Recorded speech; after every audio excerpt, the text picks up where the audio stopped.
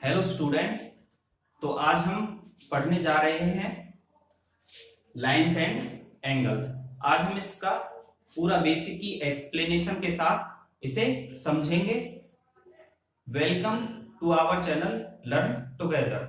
This is Vishnu Bhardwaj. Okay, let's start. Lines and angles, ये आपका topic class 9th में है। ठीक है, तो चलिए स्टार्ट करते हैं।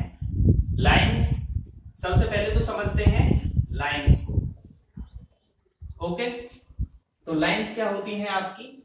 लाइंस में आपको जिस तरह से मैं एक लाइन ले लेता हूं, इस तरह से आपकी कोई लाइन है ए एंड बी। ठीक है, ए बी आपकी कोई लाइन है। इसे मैं नाम आपका एम से भी दे सकता हूं। मैंने इसका नाम एम भी रख सकता हूं। आप बोल सकते हो कि लाइन एम है हमारी। जब भी आप सिंगल नेम दोगे तो स्मॉल लेटर में आपको लेना है, और आप अगर पूरे पे दोगे तो ए और बी कैपिटल लेटर्स में आपको लेना है।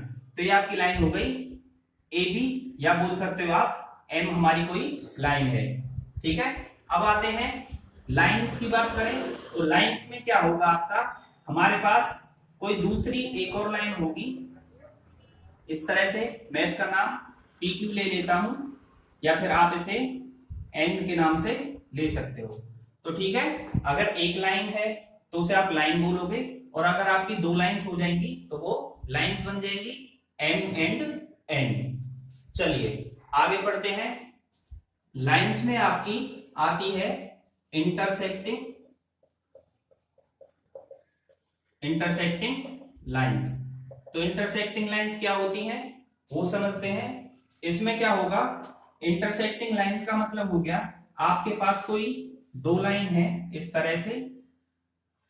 ठीक है, ये मैंने ले लिया ए बी कोई लाइन है, और ये हमने ले ली पी और क्यू कोई आपकी लाइन है।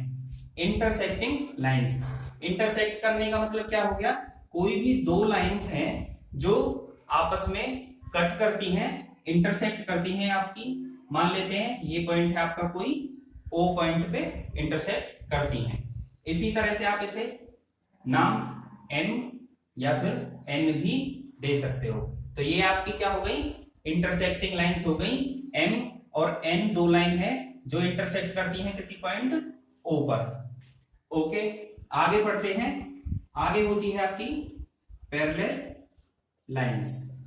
ठीक है, पैरेलल लाइंस क्या होती हैं, इसमें क्या होगा, कोई भी दो लाइन या दो से ज्यादा लाइन हो जो सेम डिस्टेंस पे हो, वो क्या होंगी आपकी पैरेलल लाइंस होंगी। जैसे कि मैंने ये ले ली एक लाइन ए। ठीक है, एक और लाइन ले लेता हूं मैं इस तरह से बी। ये आपकी लाइन हमने ले ली है पी और क्यू। ठीक है, A B and P Q. तो ये दो लाइन है जो क्या है पैरेलल कब होंगी, जब इनका क्या होगा, इनके बीच में जो डिस्टेंस है, ठीक है, ये भी। ओके, तो आपकी पैरेलल लाइंस क्या हो गई, ये लाइन ए बी पैरेलल होगी लाइन पी क्यू के। क्यों? क्योंकि इनका अगर आप कहीं भी इन दोनों के बीच का डिस्टेंस मेजर करोगे तो यहां भी हम मानते हैं 1 मीटर होगा, और यहां भी आपका 1 मीटर होगा। तो ए बी लाइन पैरेलल होगी पी क्यू के। आप इसे नोटेशन में या तो ऐसे लिखोगे A B parallel to P Q. ठीक है, ये लाइन ए बी हो गई आपकी पैरेलल पी क्यू लाइन के। या फिर आप इस तरह से लिख सकते हो कि ए बी, ठीक है, पैरेलल की नोटेशन इस तरह से पैरेलल होगी पी क्यू के। ठीक है, तो A B parallel P Q. तो आप समझ चुके होंगे लाइंस में आपकी तीन लाइंस हमने डिस्कस कर ली। लाइन इस तरह से, इंटरसेक्टिंग लाइन आपकी यहां पे, और parallel lines when two lines or more lines are said to be parallel if the distance between these lines are equal. ठीक है स्टूडेंट्स, अब हमने लाइंस को समझ चुके हैं, अब हमें क्या है, एंगल्स को समझना है। तो चलिए एंगल्स को समझते हैं। एंगल्स में क्या है आपका, सबसे पहले तो ये देखना है एंगल क्या होता है। ठीक है, तो एंगल में आपका क्या होगा, देखिए कोई भी दो रे आपकी जो होंगी, मान लीजिए एक रे है आपकी ये, ठीक है, इसे नाम दे दिया मैंने P, ठीक है, और एक रे है आपकी ये Q। तो ये आपकी हमने कोई रे ले ली है जिसका वन एंड पॉइंट होता है, एक P और एक हो गई Q। तो देखिए इनके बीच में जो बनेगा वो आपका क्या होगा, एंगल होगा। हमने इस एंगल का नाम दे दिया थीटा और इसे नाम दे दिया हमने O।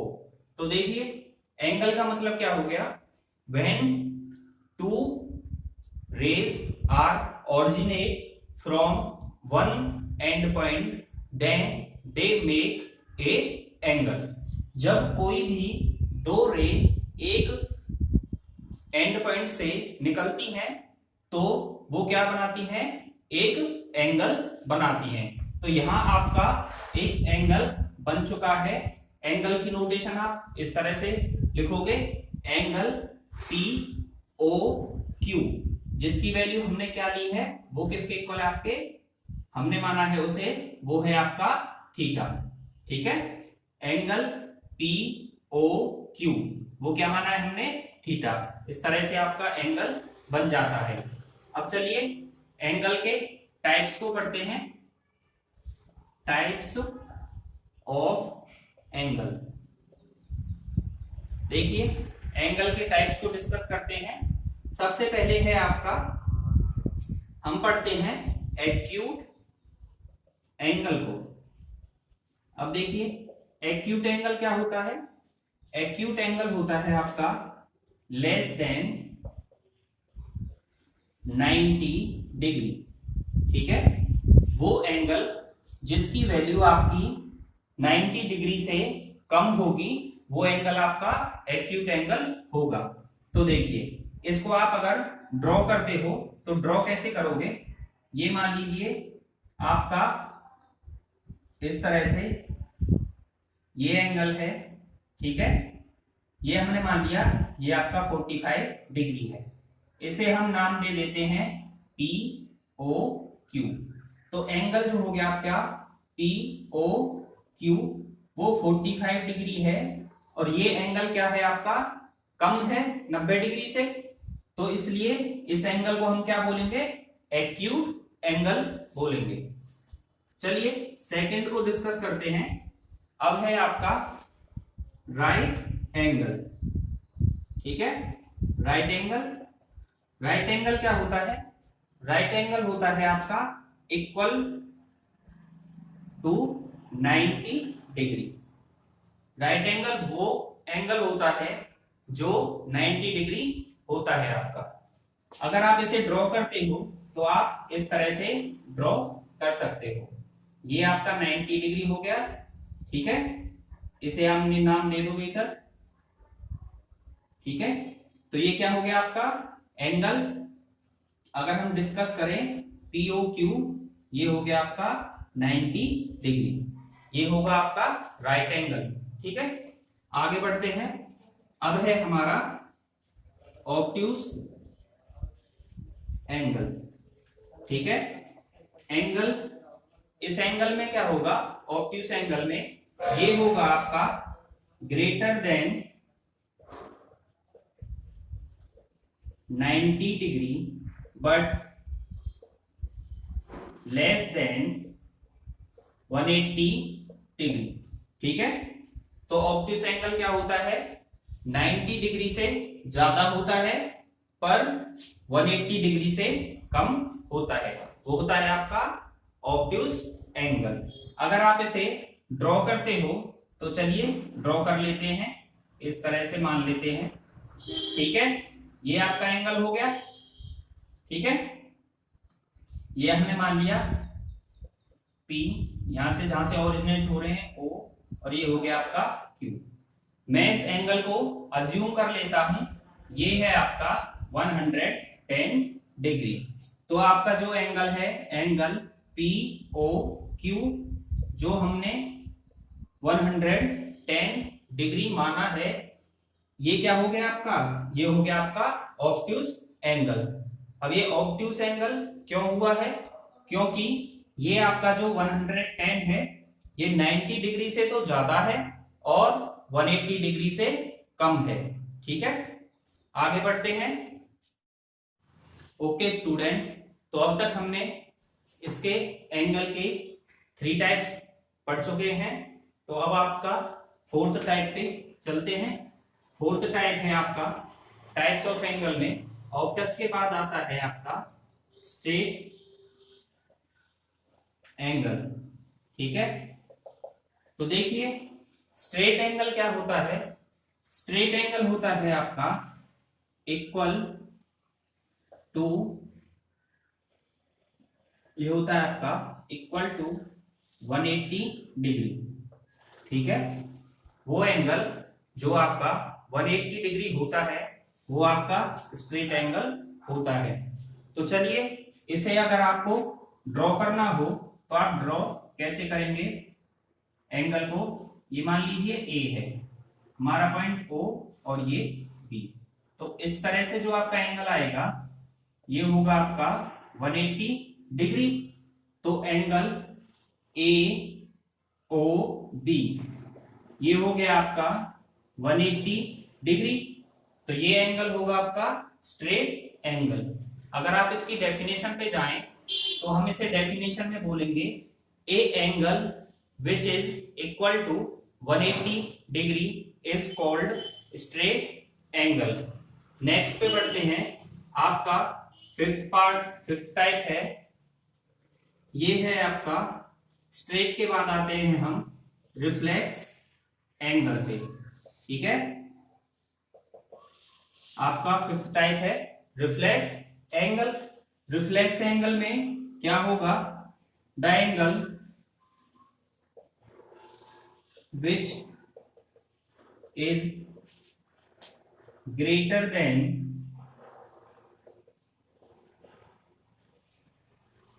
180 degree but less than 360 degree. ठीक है, वो एंगल जो आपका 180 डिग्री से ज्यादा होगा लेकिन 360 डिग्री से कम होगा, वो एंगल होगा आपका रिफ्लेक्स एंगल। देखिए अगर आप इसे ड्रॉ करना चाहेंगे तो हम इसे किस तरह से ड्रॉ करेंगे। हमने मान लेते हैं इस तरह से, आपका ए ले लिया और ये ले लिया हमने ओ। ठीक है, तो एंगल आपका यहां से स्टार्ट होगा और इस तरह से यहां तक आएगा। ठीक है, तो ये angle A O B, angle A O B. ठीक है, ये एंगल हो गया आपका रिफ्लेक्स एंगल। अब ये रिफ्लेक्स एंगल है क्योंकि ये 180 डिग्री से तो ज्यादा है और आपका 360 डिग्री से कम है, तो एंगल ए ओ बी आपका हो गया रिफ्लेक्स एंगल। अब आते हैं 6th टाइप पे। ठीक है, 6th होता है आपका कंप्लीट एंगल। ठीक है, कंप्लीट एंगल। कंप्लीट एंगल क्या होता है, कंप्लीट एंगल होता है आपका इक्वल टू 360 डिग्री। ठीक है, the angle which is equal to 360 degree is called complete angle. अब देखो अगर आप इसे ड्रॉ करते हैं तो मैं यहां पे ले लेता हूं ए। ठीक है, अब ये एंगल जो है आपका यहां से होते हुए और इस तरह से कंप्लीट राउंड लगाने के बाद ये एंगल हमने ले लिया यहाँ पे O। ठीक है, और यहाँ पे हो गया आपका B। ठीक है, तो एंगल आपका A O B, angle A O B ये होगा आपका कितना, ये होगा आपका 360 डिग्री। तो ये एंगल आपका कौन सा एंगल हो गया, कंप्लीट एंगल। ठीक है, अब हमारा एंगल्स के सभी टाइप्स हम डिस्कस कर चुके हैं। तो चलिए आगे, एंगल आपका कंप्लीट एंगल हो गया है 360 डिग्री। तो आगे अब हम करते हैं पेयर ऑफ एंगल्स को। आप यहाँ पे खत्म होने के बाद अब करते हैं पेयर ऑफ एंगल्स। तो पेयर ऑफ एंगल्स में क्या होगा आपका, देखिए पेयर ऑफ एंगल्स पे आते हैं। पेयर ऑफ एंगल्स, ठीक है। पेयर ऑफ एंगल्स में क्या है आपका, कॉम्प्लीमेंट्री एंगल्स, ठीक है। तो कॉम्प्लीमेंट्री एंगल्स क्या होते हैं आपके, वो एंगल जिनका सम दो एंगल का 180 डिग्री होता है, वो आपके कॉम्प्लीमेंट्री एंगल होते हैं। तो देखिए, टू और more angles sum is 90 degree is called complementary angles, ठीक है। अगर आप इसे ड्रॉ करेंगे तो चलिए ड्रॉ करके समझाते हैं। इस तरह से ये मैंने ले लिया ए ओ बी, ठीक है। इसमें एक और ले लेते हैं, ये हम ले लेते हैं x, ये हो गया आपका y, ठीक है, p। अब देखो, आप यहां से देखोगे angle x plus angle y is equal to होगा 90 डिग्री, ठीक है।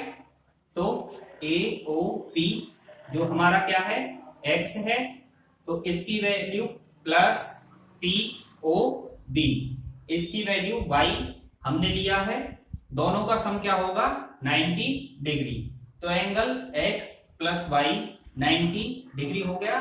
इससे आपका पता चलता है ये दोनों एंगल आपके कॉम्प्लीमेंट्री एंगल्स हैं। अगर आपको मान लेते हैं ये x आपको दे दिया जाए 40, ठीक है, इस x को हम मान लेते हैं अगर 40 डिग्री, ठीक है, तो यहां से आपकी y की वैल्यू भी आप कॉम्प्लीमेंट्री एंगल्स में निकाल सकते हो, ठीक है, 50 डिग्री। तो ये हो गया आपका 50 डिग्री, दोनों का सम होगा आपका 90 डिग्री। इस तरह से आपका कॉम्प्लीमेंट्री एंगल्स होते हैं। आगे बढ़ते हैं, आगे है आपका सप्लीमेंट्री एंगल्स, ठीक है। सप्लीमेंट्री एंगल्स में क्या होगा, टू और more angles sum is 180 degree, ठीक है। दो या दो से ज्यादा एंगल्स का जो सम है वो अगर आपका 180 डिग्री होता है तो वो एंगल क्या होंगे, आपके सप्लीमेंट्री एंगल्स होंगे। देखिए इसी तरह से हम ले लेते हैं आपका इस तरह से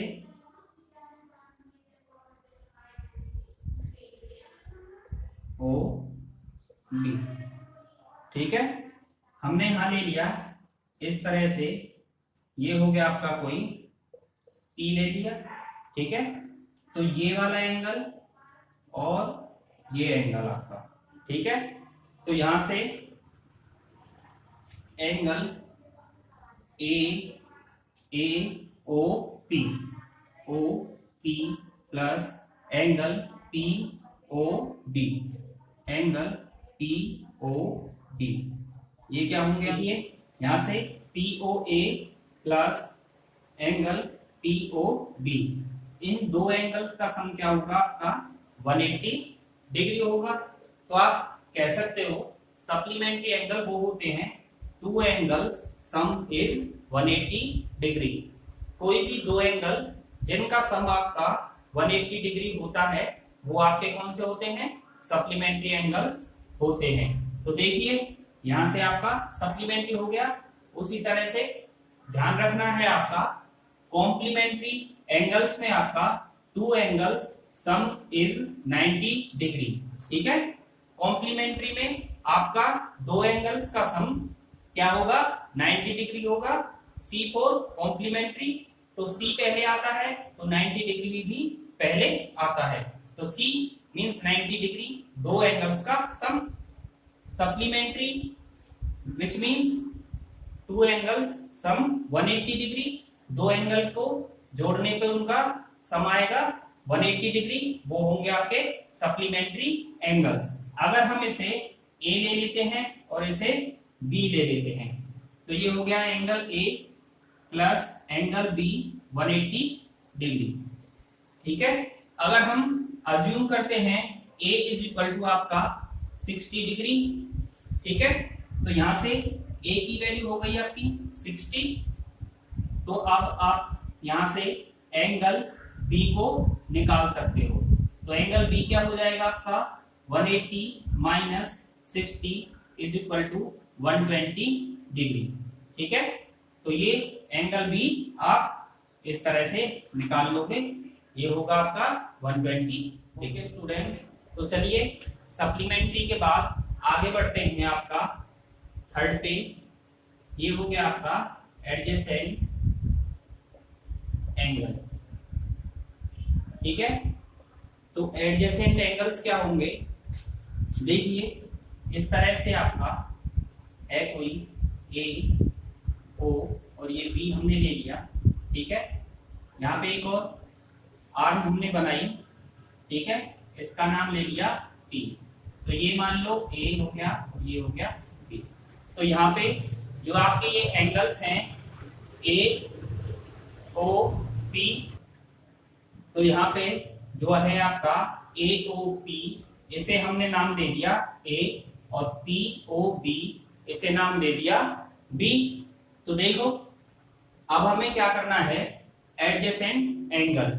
सबसे पहले तो ध्यान रखना एडजेसेंट एंगल की आपकी तीन कंडीशन, यहाँ पे आपकी तीन कंडीशन होती हैं एडजेसेंट एंगल में।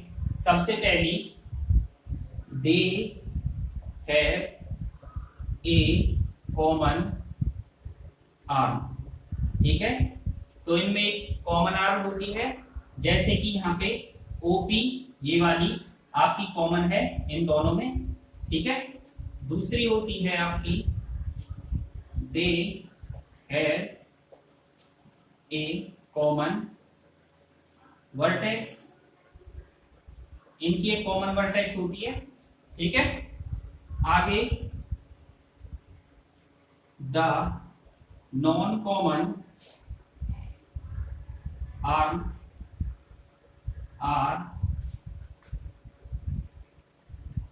Other sides to common arm. ठीक है, तो देखिए कॉमन आर्म होती है जिस तरह से ये है, जो आपकी ये आपकी क्या है, आपकी एक कॉमन आर्म हो गई दोनों के लिए। They have a common vertex, एक कॉमन वर्टेक्स है दोनों एंगलों के लिए। ठीक है, they have non common arm are other side of common arm. देखिए ये वाली नॉन कॉमन है और ये वाली भी आपकी नॉन कॉमन है। कॉमन आर्म ये है, इसके साइड में अदर साइड ये है और इसके अदर साइड दूसरी नॉन कॉमन आर्म है। तो एडजेसेंट एंगल आपके कौन कौन से हैं, A O P, angle A O P. ठीक है, और P O B, angle P O B, ये दोनों एंगल आपके हो गए एडजेसेंट एंगल। ये इनकी कंडीशन थी। ओके।